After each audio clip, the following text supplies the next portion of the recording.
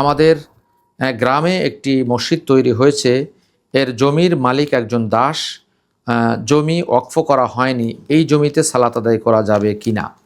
জোর করে কারো জমিতে মসজিদ করা এটা জায়েজ নয়। একজন দাস তথা হিন্দুর জমিতে জোর করে মসজিদ করা যাবে না। অনেক হিন্দু আছে 71 সালে চলে গিয়েছে, তাদের সেই জমিগুলো খাস হিসাবে পড়ে আছে, অনেকে সেটা ভোগ দখল করেন। এমন জায়গায় মসজিদ করতে হলেও সরকার থেকে অনুমতি নিয়েই করতে হবে, কেননা ওই জমির মালিক তখন সরকার হয়ে যায়।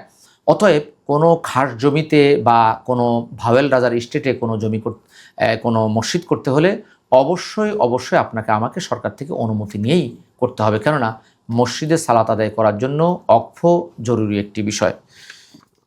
শায়েখ, রাতে আয়নায় মুখ দেখা যাবে কিনা বা ভাঙা চিরুনি দিয়ে মাথা আঁচড়ানো যাবে কিনা? রাতে আয়নায় মুখ দেখা যায় না, ভাঙা আয়নায় মুখ দেখা যায় না, ভাঙা চিরুনি দিয়ে মাথা আঁচড়ানো যায় না। এগুলো মূলত গ্রাম অঞ্চলের কুসংস্কার, মহিলারা এগুলো ছড়িয়ে থাকেন, মূর্খ মানুষ এগুলো বিভিন্ন জায়গায় প্রচার করে থাকেন। কোরআন সুন্নাহর কোনো বিধান এটি নয়, কেননা ভালো একটি আয়না ভেঙে সেটা হয়েছে, এখন আপনি সেটাতে মুখ দেখতে পারেন। রাতে দিনে যে কোনো সময় আপনি আপনার মুখ দেখতে পারেন।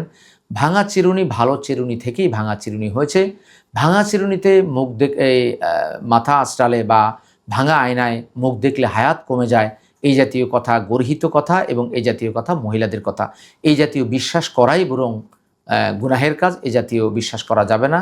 এই জাতীয় বিশ্বাস থেকে আপনাকে আমাকে দূরে সরে আসতে হবে, কেননা আল্লাহ তাআলা যে কোনো বিষয়ের তদন্ত করতে বলেছেন, আর আমরা তদন্ত ছাড়াই এই কথাগুলো বলে বেড়াই। কুরআন সুন্নাহ ফাউন্ডেশন, কুরআন সুন্নাহ ফাউন্ডেশন।